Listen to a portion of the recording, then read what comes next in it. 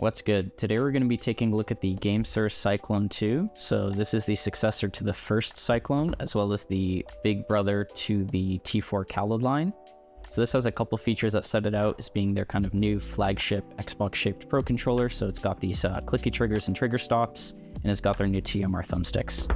Let's take a full look at this controller, what makes it different, what the use case is, what sets it out from the competition, and yeah, let's get into it. So I did want to mention, if you're new to the channel, please consider liking, subbing, and leaving a comment on the video. Helps a lot with the visibility of this channel and hopefully lets me pump out some more reviews for you guys. All right, let's get into it. So let's take a quick look at the aesthetics of this controller. So yeah, it's kind of got that all black, semi-matte look where the RGB shines through. It's kind of got a bit of a matte feel all around.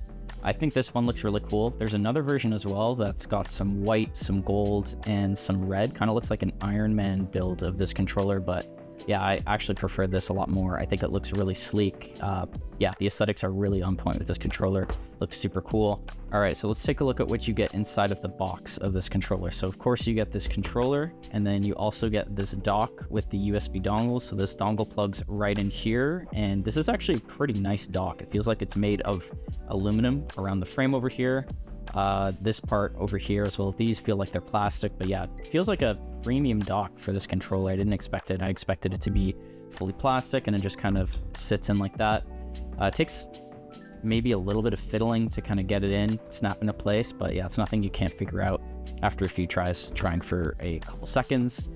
This also comes with a USB cable. It's kind of one of those plastic cables that I don't think work well with controllers. I think they're pretty awful. The cable I'm using here is the one that actually came with my original T4K. This is actually my go-to cable because it's got such a narrow connection port, and the connection port, not on this one, they've changed it, but on the previous one, it's kind of inside of the controller, so it's really hard to get standard cables in. So yeah, I think this works really well, and it's kind of the go-to that I keep plugged into my computer at all times. So yeah, hook that up to the dock, works really well, and yeah, that's pretty much everything you get in the box. Pretty simple, and yeah, really effective. Again, stock's a little bit nicer than I thought, and controller feels good in hand. All right, so let's take a look at the similarities and differences between the Cyclone 2 and the original Gamesir T4K. So let's start with the similarities. So the shape is the exact same, the thumbstick caps are the exact same. The shape of most of the components, I'd say aside from this D-pad, are the exact same. So the shape of the bumpers is the same, shape of the triggers, and then the back buttons are the same as well. So these face buttons are actually, I think, the exact same ones. They're that kind of mechanical membrane switch that Gamesir uses, I think, in a few other controllers as well. But yeah, they are pretty similar in shape and components, but that's kind of where the similarities end. So some of the differences are, this D-pad uses the exact same switches as these face buttons, so it definitely feels kind of mushy mechanical, as opposed to this one uses those tactile ones. I do prefer this D-pad over this one, but neither of them are really perfect in my opinion. You can see on this one, there's no anti-friction rings, and it uses a fully plastic thumbstick cap. On this one, you've got metal shafts around the thumbsticks, and you've got anti-friction rings, and these pop off as well, so you can swap them out. I think Gamesir sells a separate kit. The feel of the bumpers is pretty different. These feel a little bit clickier. It's still a tack switch, but these ones feel a little bit softer. I do prefer actually how these ones feel. And of course, there's the trigger stops as well. So you can see I was using this for FPS back in the day. I kind of made my own trigger stops. But this one actually has the switch, so you can switch them on and off. So right now they're clicky, and you switch them and you get that full press. The back buttons on these two are kind of the exact same shape, but for some reason, the left one and the right one sound a little bit different. You can feel it a little bit. It's a bit of a nitpick, but yeah. And then of course, the aesthetics of this controller are completely different. I used to think this one looked really good, but I think this one looks even better. Super sick. It definitely gives a more premium look. And then also the stippling on this one, it's got the stippling on the back, but not on the front. This one has the stippling on the front here and on the back. This is kind of perfect placement for your hands because everything your hand is going to be touching is going to be grippy. Feels really, really good. And of course, this one is a wireless controller. It's also got, I believe it's got Bluetooth and of course wired, and the 2.4 dongle here, which means that you can charge it on this dock. Yeah, so this is kind of the bare bones version, and this one is fully upgraded. All right, so let's take a look at the product page here. You can see there's two editions, the standard and the charging station. For the extra $9, definitely go for the charging station. Yeah, the 2 color variants, like I mentioned, TMR sticks, triggers, board compatibility, so you can rip some Apex in the boardroom. You can have some RGB lighting, pulling rate, gyro, 2 back buttons. Again, weakest part of this controller.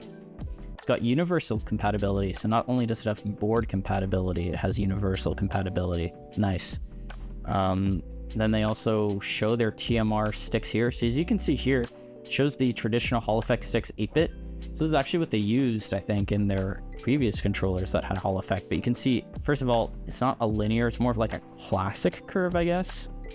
Traditional potentiometer 8-bit sticks is this dot here, and then it's showing their TMR sticks, which is interesting because there's a lot of 12-bit traditional potentiometer sticks. So I think they just want to take a crack at potentiometer that are 8-bit. But yeah, it's a weird comparison because this is really competing with potentiometer sticks that are 12-bit. So kind of a strange distinction to make. But yeah, you can see there's pretty high sampling rates. Yeah, go through the features there. Shows a bunch of button combinations. The seamless switch, again, I think this is one of the weaker parts of the controller. Not a fan of this switch, but it works. Yeah, some Nintendo stuff there, RGB stuff, some button combinations. Yeah, and all of this is addressable through software. You don't have to do it through button combinations. That's what I do. 1000 hertz pulling rate, shows off their software suite here. And yeah, it's pretty good for what it is. Yeah, just some more images, battery capacity. I don't think this is ever really going to die as long as you put it on the charging dock when you're done. I'm not sure what that translates to in real life time, but yeah, I basically do my gaming session and I put it right back on the dock and it'll basically never die. And yeah, that's pretty much it for their product page. All right, so now let's do a deep dive into the feel of this controller. So yeah, on this channel, I like to take a pretty in-depth look on how this actually feels to hold in the hand. So yeah, just playing around with it, it feels very similar to the Xbox shape. They do make some slight differences, maybe kind of in the tapering, and then the bumpers and the triggers are very different from standard Xbox. To me, this shape, I think Gamesir actually nailed. This has always been one of my favorite controller shapes. So both the shape itself, again, similar to Xbox, but with how flush these back buttons are, it feels really good and really natural in the hand. But the face buttons I've never really liked on Gamesir controllers. So what Gamesir essentially does is they have a mechanical switch and then kind of this membrane pad on top. So they feel clicky, but also mushy. They're also really, really wobbly out the box. I'm not a fan. I don't know if you can see, but my Y is like printed off center, maybe the A as well, but the Y is really bad. And that's like, yeah, it's kind of annoying. See that right out the box. This D-pad uses the exact same switches as the face buttons. They feel really, really good on the D-pad, or they feel pretty good on the D-pad. Much better than they do on the face buttons because the face buttons are pretty wobbly. The D-pad's a little wobbly, but it's not so bad on the D-pad because you're kind of moving it in those directions anyways. So we've got the headphone jack on the bottom here, similar again to the previous T4K. And yeah, we've got the stippling, like I mentioned, around the RGB. It's kind of got this silvery design here, which looks pretty cool. I'm not the biggest fan of what some controller manufacturers do with designs. So for example, on the Rainbow 2 SE, yeah, I kind of got rid of the design that it used to have here. It had a bunch of colors, was not a fan. I think this is pretty subtle and it looks really good. So yeah, props to Gamesir for keeping this super minimal. I think the aesthetic of the controller works really, really well here. Yeah, okay, so let's turn it around back. It's got these 2 really good back buttons. So these back buttons are great if you need 2 back buttons. I actually think the biggest flaw of this controller is that it doesn't have more inputs. So Gamesir has been using the same 2 back button design, it feels like, for years, and I don't know why they refuse to have more back buttons. I know they just have that tarantula, but I'm not a big fan of that controller. Again, it only had 2 back buttons. It had some weird extra shoulder buttons and other inputs as well. To me, that's just strange. I really think they should hop on the train of having the 2 extra shoulder buttons like the Rainbow does. Razer just put out their controller. A bunch of companies are doing these extra shoulder buttons. I would love to see Gamesir with that. If they had 2 extra shoulder buttons here and /or 2 extra back buttons, I think this would be a pretty unbeatable controller. This does have a pretty aggressive price point, so just at normal retail, it comes to about $80 Canadian, maybe a little bit cheaper. So it is expensive, but it's kind of in that middle ground between budget and not budget. So I can see why they only did 2 back buttons, but for the complete package, I really wish they had some more. All right, so for the menu buttons, they're kind of the exact same as the previous ones. They're just like a tack switch here, pretty responsive, does what you would want them to do. Like I mentioned before, the thumbsticks, they do pop off. Gamesir probably shows or sells a kit somewhere. There's no like clips on these, they kind of just go in with pressure, so just push it in basically until it clicks and you're good to go. They're very smooth, they glide with metal along the anti-friction ring over here. Feels just as smooth as any other controller that uses the same thing. I think this is kind of the industry standard. So the bumpers and the triggers, these bumpers do feel a little bit softer than the T4K. I've always really liked this bumper shape because you can kind of hit them anywhere. Feels really good, really responsive. These triggers. So these triggers are kind of new to Gamesir. They've never done clicky triggers in an Xbox shape, as far as I know at least. I think these feel really, really good. They're very light to actuate. They're kind of see-through, which is really cool, but one thing I don't like is this mechanism for the trigger stops. So I don't know why they do this and why they don't just put it on the back over here like every other controller.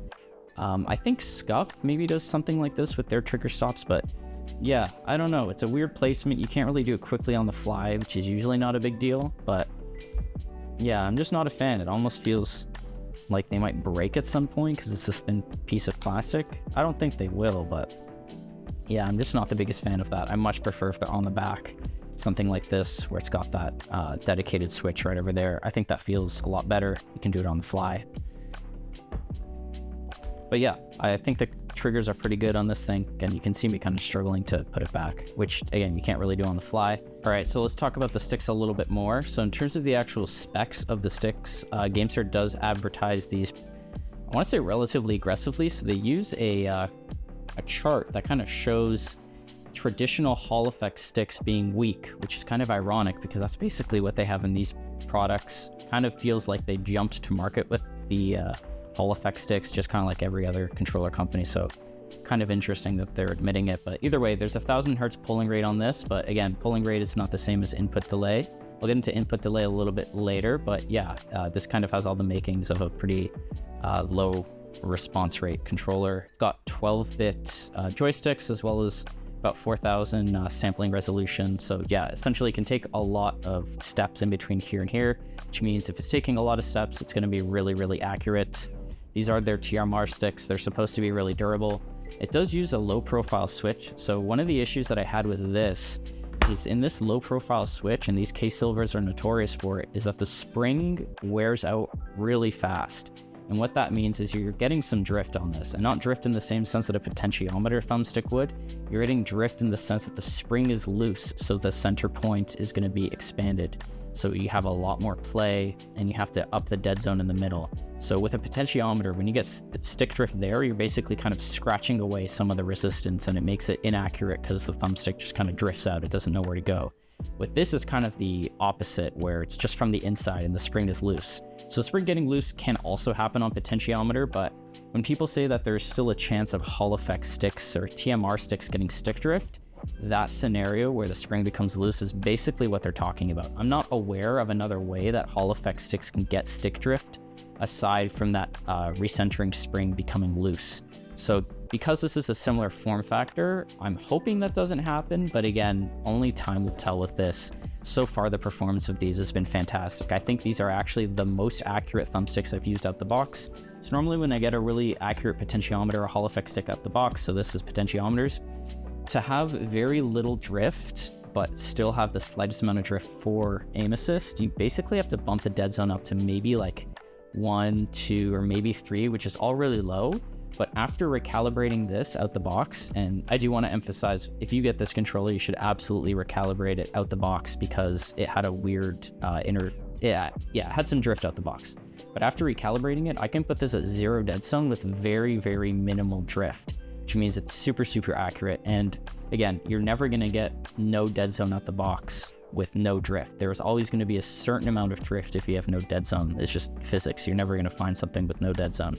If you do get something out the box with no stick drift on no dead zone, there's probably actually a little bit of a dead zone, whether it's 1% or not. But putting this on 1% completely gets rid of all stick drift. So yeah, again, this is super accurate, and I'm really impressed with the performance of this. And I didn't really want to like this controller because there's only 2 back buttons which makes it not very great for FPS. But after using this for a week, I gotta say, I'm really impressed with how this thing feels. It feels so accurate.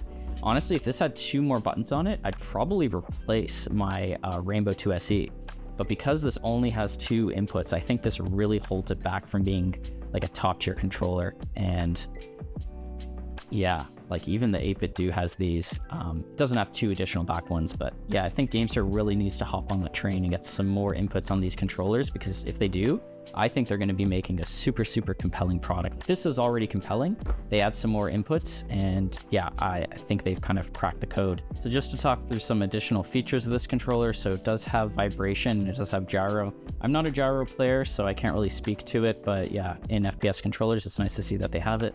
Not that this necessarily is one, but it works on Switch as well. So having gyro is kind of a big plus, especially with these trigger stops for Switch, because yeah, there is no levels to triggers on the Switch. It's just kind of on or off. Yeah, they have these, what they call pro level back buttons. They're just back buttons. They have this mode over here, so you can switch the profile, and you can do a bunch of other stuff with this mode button. That's kind of their, like, let's say dashboard to doing a bunch of stuff on their controller. So you can adjust the vibration level, you can change the button layout, you can switch your profile over here, and then you can enable and disable dead zone. With these Pro controllers with this dedicated button, they normally come with software, so I don't actually use this button for anything. I'm always got the software open if I need to change stuff, and I prefer to do it on the software. To me, it's just, yeah, it's a lot more accurate that way, just to 100% make sure. But yeah, you can also change the RGB. It's got the 1000 hertz polling rate, and this actually comes 1000 hertz out the box as well. But yeah, again, to note, out the box, you definitely do want to recalibrate it, and you kind of want to do that with any controller you get. So you always want to recalibrate these, because the center point might be a little bit off. You don't know what they're doing at the factory, but yeah, always good to recalibrate it. Mine came with a little bit of drift out the box, but the calibration ended up fixing it. It's also got a 860 milliamp hour battery. To me, that seems long enough. I'm not sure how long that actually lasts in kind of real world testing, but it's got this nice little dock over here, so yeah, it's not going to die anyways. It's just going to sit there, and it's got the USB port on the dock for this dongle. Yeah, that should be industry standard. Like, I don't know why you would include a dock without a USB port at this point. Everybody else is doing it. That's kind of an overview of this controller. One thing I do actually like to run on these is I like to run a low control freak on the right stick. So if I could find my control freak over here, I have this kind of black PS5 one. One thing I like to do actually is I like to kind of pop it off, put it on, and you put it right back on. Again, with friction, it works. You don't have to push too hard into this. I think this adds a little bit of grip. It does use the exact same thumbstick caps as previous T4 Khaled models. They're fine, they're decent, they're, I guess, average, but yeah, I like running a control freak on the right one. It gives me a little bit more height, and I just think this feels a little bit better. All right, so let's do a quick sound test on the controller. So I'm just gonna run through all the buttons real quick. So you can see the face buttons and the D-pad use the same switches. They basically feel the exact same. They might sound a little different. They feel the exact same. These use tack switches. Bumpers also use tack switches, but they're pretty soft.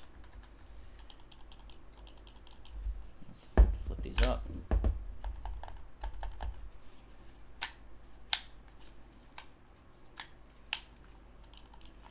Back buttons also use tack switches.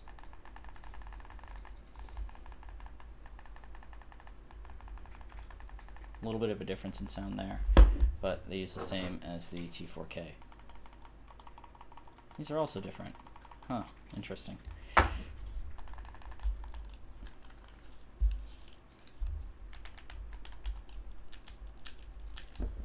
All right, let's take a look at Gamepad Tester. So just to clarify, the left stick is at the circle stick trajectory, and the right one is going to be in that raw mode. Right one has no dead zone whatsoever, and the left one has about a 5% dead zone.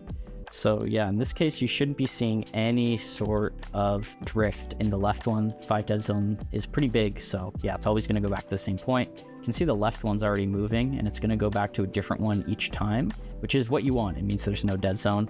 If we do a circularity test, you can see that the left one is going to have, maybe they're both in raw. Let me actually swap that. They are both in raw. Let me just restart this. So you can see they can both be raw, so sure. Now let's test the circularity again with the left one in the radial mode and the right one in raw. So yeah, again, these feel pretty good. Definitely recalibrate out the box like I did. But yeah, let's take a look at what it looks like when you expand the dead zone. So if you go to the right stick, I actually play with 1 dead zone. I think this removes the slight amount of drift that it has, and it makes it feel a little bit better. But as you can see, if we bump up to 3, which again is pretty low, There's absolutely nothing there. It is going to snap back to the same resting point the exact same way the other one at 5 does. The left thumbstick's usually for moving, so you can kind of bump up the dead zone a little bit, and the right one's for aiming. You can see I have the back buttons mapped, so I'm tapping the back buttons here, not the face buttons. Everything else works pretty well with the micro switches. Feels really, really good. All right, so now let's take a look at GamepadLA over here, GamepadLA. It's probably GamepadLA because it's Gamepad Latency. I'm going to call it GamepadLA. We'll start a trend here. Anyways, so as you can see here, we've got the full results for the Cyclone 2. Yeah, personally, I don't think there's too much of a point in testing it myself. I did it off camera and I got very similar results. This is a really good resource for looking at the stuff. If you don't know how to use the software, you don't really understand what it means, just come to GamepadLA and you will be perfectly fine. So yeah, let's take a look at the cable latency. So you can see that there's the about 6.5 stick latency, which is, yeah, that's pretty standard, pretty low, especially for TMR, this new TMR technology coming out. That's pretty low latency. And then you can also see the button latency is about the same, which feels pretty good. And then you can see the polling rate. So yeah, just to reiterate for, I guess, the millionth time, I find a lot of people mistake polling rate for they mistake polling rate for latency, but they're completely different things. So if you have a 1 millisecond polling rate, it means it can go up to 1 millisecond. But as you can see here, the actual latency is about 6.5 milliseconds. So if you had, let's say, a polling rate that was 10 milliseconds, then you'd be hitting the 10 milliseconds, even though it can go faster. So now that you have the 1 millisecond polling rate, it can go as fast as the buttons or sticks will allow it. So you can see that it's always better to do cable here. It seems that there is a lot less button latency with cable as opposed to the dongle. And it looks like the cable stick latency is about there. Doesn't look like there is any dongle stick latency here. I would imagine it is about the same, but yeah, either way, these are all really good numbers. I'm pretty sure this is one of the faster, more reliable controllers out. And yeah, using it in game, it feels really, really good. So I don't think you can really go wrong. I think this is starting to creep up on potentiometer sticks that were supposedly the best for FPS for a while. And I agree, my experience with the Rainbow 2 has been great. But this is the first non-potentiometer controller. I think that's really starting to fight back at these traditional potentiometer-based controllers. I think TMR is definitely the future. And again, if Gamesir can make a Pro version, this is their Pro, but they need a Pro. They can make a better version of this controller with some more inputs. Yeah, I think they're winning here. All right, so let's take a look at Gamesir Connect. So this is their new software suite. Previously, they had the Gamesir T4K app, but I think with the release of their previous controller, the Tarantula, and now the Cyclone, they've changed it so it's just one software suite. This dashboard, I think, is a little bit much to look at, so let's just go through each individual part. So you can just click the title of anything here, and you can just pop it up. So I like to go to sticks. It starts on left stick and the right stick. You can see that there's the dead zone markers here. You can change the stick trajectory and the curve adjustment. I don't touch much here, so I changed the dead zone to be here. But one thing I actually would recommend doing is changing the stick trajectory to raw for the left dead zone. So I had this problem in Apex is when I had the thumbstick all the way forward, it wouldn't activate auto sprint. So I think it wasn't reading, it was definitely clipping some of the thumbstick input in Apex to the point where it was affecting performance. So yeah, either way, just go on raw for both of these and you should be good to go. Again, I had this on 3 for testing purposes, but I actually like to run this on 1. It feels really, really good. Curve feels good. I don't really touch anything there. The motion, I don't really touch. The buttons, yeah, I map the bat buttons to B and A, so slide and jump. Motion, I don't touch. Triggers, I don't really touch here. Just make sure that the dead zones are relatively small. This is really only for if you have the trigger stop turned off. If you have the trigger stop turned on, the way these work is once the trigger is clicked, it activates. Even if there's some slop before it, that doesn't do anything. You need to actually click the switch. Vibration, yeah, I keep this on just to use it for more immersive games, but in actual FPS, I turn that off through the game, not through the software. And RGB, I just keep it standard. Yeah, I think it just looks pretty neat. I think it looks best with the red RGB, but that makes me think it's always low battery or something, but whatever. I just keep it as is. And then there's the firmware upgrade. Mine was fully upgraded out the box. And yeah, there is a way to recalibrate it. I think you can only do it through a button combination. It says in the instruction manual, which you get in the box, or you can just find it online. Gamesir has it posted. again, do a recalibration when you get this controller. It does help a lot. I got rid of my stick drift, which, yeah, it's just a calibration issue. So that's basically everything you can do in the software. I think it's pretty good, pretty clean. Yeah, again, that homepage is a little bit confusing. When you get used to it, it's fine, but yeah, you can do anything you want in here. And yeah, it's great to see that raw mode here. They didn't have that in the T4K, or maybe they added it later. I haven't used that controller in a while, but yeah, it's just pretty solid suite of software. Nothing crazy, but it gets the job done. So jumping into the firing range here, you can see that there is a slight little bit of drift. So let's play around with what it looks like when I change some of the settings. So I'm tabbed out, and when it's up the dead zone to 2, you can see there's a very little drift now. And once up it to 3, there's basically none. Previously it was at 1, but let's go back to 0. So you can see like that. It's actually not as bad as I remember it being. Yeah, it's a little bit inconsistent, a little bit too much, so I just keep it at 1. You can keep it at 0 if there's something that you're used to, but yeah. Yeah, so at 1 dead zone, it definitely feels pretty good.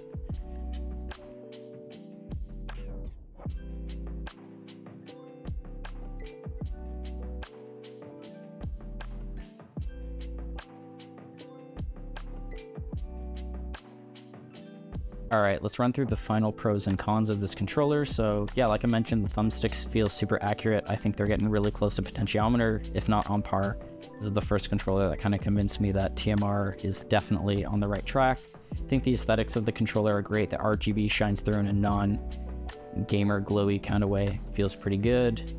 With the stippling on the back and on the front, feels really good in hand. Hits everywhere you want it to. The bumpers are good. They're pretty soft and spammable, a bit better than the T4K. And yeah, I do really like the shape of this controller. Again, similar to Xbox, but I much prefer these bumpers just because of how my fingers sit on them. The triggers are good too, with these really light mechanical trigger stops. Again, with mechanical trigger stops, I'm pretty sure you have a little bit more input delay because you have to measure the delay of the switch as opposed to Hall effect, where it's using that trigger sensor. So we're talking about milliseconds here. It's probably not that big a deal in the grand scheme of things, but just something to note. And then yeah, these back buttons are perfect for a 2 back button system. This I think uses the best ones. I wish they were mechanical, but they feel pretty good. They're pretty clicky. The dock is good. It's a little bit more premium than I was expecting. Obviously you can put the dongle there, snaps in. It's aluminum with some plastic, so this feels really good. You can't really go wrong with this dock. I think it's actually quite worth the $9. In terms of things that I don't like, I think the D-pad is just okay. It feels the exact same as the face buttons, but face buttons here kind of suck. They're very wobbly, mushy mechanical. These are kind of my least favorite mushy mechanical face buttons. I think the fly digis are a little bit better, but nobody's really winning any awards. Yeah, they're kind of wobbly. Like I said, the Y is off center, which is kind of annoying.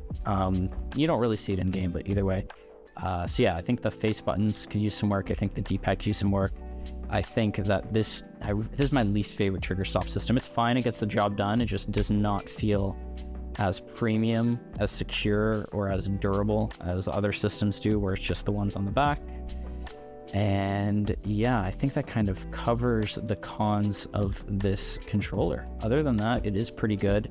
I think this is kind of the best bang for buck you can get in this price range right now for TMR, if that's something you want. Just the last big con is that there's only 2 additional inputs. That's, I think, what's stopping this from being kind of the best deal, if you will. I think other controllers with more inputs are better, because for FPS, you want 4. Just in general, you want 4 back inputs so you can replace the 4 face buttons. If 2 buttons is what you need, 2 buttons is what you want, and that's perfect for you, I don't think you can go wrong with this controller. Definitely pick it up. Holidays coming, maybe it goes on sale, but even at full price, definitely pick it up. You won't be disappointed. It feels really good. If you're coming from the original T4K, I think it's an upgrade. If you're coming from the original Cyclone, I think it's an upgrade. But yeah, I think this kind of illustrates the chapter of controllers that we're in right now. Like, I don't know, there's not really much of a purpose of buying a stock Xbox controller at this point, because there's so many more controllers that do so much more. Unless you really, really need it for Xbox and you're a console gamer, I can see that being a restriction. But if you're on PC, there's kind of no point to buying stock Xbox anymore. The polling rate sucks, the prone to stick drift, and they're just expensive. So yeah, pick up this. It's a really great deal. Really like this controller. Again, if you like this review, please feel free to like, sub, comment. Really appreciate it. I like making this sort of content. I'd like to make some more. And yeah, thanks for taking the time. See ya.